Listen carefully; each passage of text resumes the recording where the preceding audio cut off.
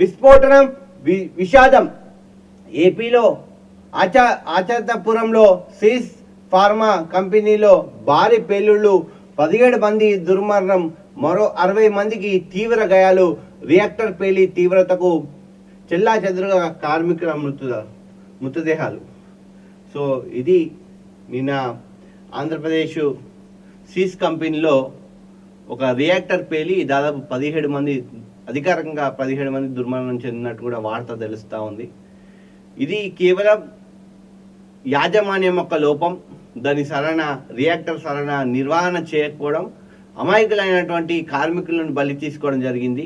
ఇటువంటివి రోజుకి కొన్ని వేల ఘటనలు దేశవ్యాప్తంగా జరుగుతుంటాయి. కానీ ప్రభుత్వం మాత్రం చూసి చూడనట్టు కంటితుడు చర్యగా చూస్తూ ఉంటుంది. కానీ ఖచ్చితంగా ఎవరైతే బాధితులు ఉన్నారో వాళ్ళందరికీ కూడా ఖచ్చితంగా నష్టపరిహారం చెల్లించాలి. అటు కంపెనీ యాజమాన్యం కానీ ఇటు ప్రభుత్వం కానీ ఖచ్చితంగా చెల్లించాల్సిన అవసరం ఉంది. అదేవిధంగా ఈరోజు సీఎం చంద్రబాబు నాయుడు కూడా ఈ పర్యటన అంటే ఈ క్షతగాత్రులను పరిశీలించడానికి సీఎం రేవంత్ రెడ్డి అచ్యుతపురం పోవడం కూడా చూస్తూ ఉన్నారు. సో చూడాలి మళ్ళీ ఎట్లా ఉంటుంది ఏంటి అనేది కూడా చూడాలని అవసరం.